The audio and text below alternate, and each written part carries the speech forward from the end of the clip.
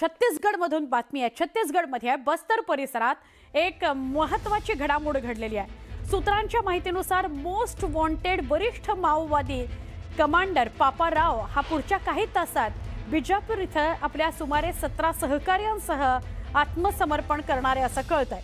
या घडामोडींमुळे सुरक्षा यंत्रणा सतर्क झाली आहे। पापा रावची शरणागती केंद्र सरकारच्या नक्षलमुक्त भारत मोहिमेकरता मोठा टप्पा ठरू शकते। पापा राव हा माओवादी चळवळीतल्या मोजक्या केंद्रीय समितीतील वरिष्ठ कमांडर्सपैकी एक आहे आणि तो दीर्घ काळापासून मोस्ट वॉन्टेड यादीत आहे। पापा राव हा केवळ ऑपरेशनल नव्हे तर वैचारिक स्तरावरही नक्षल चळवळीला बळ देणारा महत्त्वाचा चेहरा आहे। तो त्याच्या 17 साथीदारांसह काही वेळामध्ये शरण येणार आहे असं कळतंय।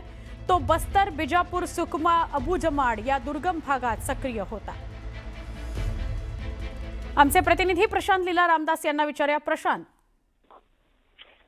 जर बघितलं आपण अत्यंत महत्वाचा हा मोठा नक्षलवादी आहे। छत्तीसगडमधला बस्तर परिसरातील सगळ्यात मोठा नक्षलवादी म्हणून समजला जातो आणि नक्षलमुक्त भारत करण्याची जी मोहीम केंद्रीय गृहमंत्रालयाच्या वतीने राबवण्यात येत आहे त्यासाठी हा एक मोठा टप्पा ठरू शकतो। पापा राव जो आहे हा नक्षल चळवळीतील मोजक्या केंद्रीय समितीतील वरिष्ठ कमांडर्स पैकी एक मानला जातो आणि सोबतच दीर्घ काळापासून हा मोस्ट वॉन्टेड यादीमध्ये आहे। तर महत्वाचं म्हणजे जर बघितलं आपण बस्तर असो, बिजापूर असो, सुकमा असो, अबुजमाड असो यासारख्या दुर्गम भागात तो सक्रिय होता आणि त्याच्या आत्मसमर्पणामुळे नक्षल संघटनेला एक मोठा धक्का निर्माण झालाय।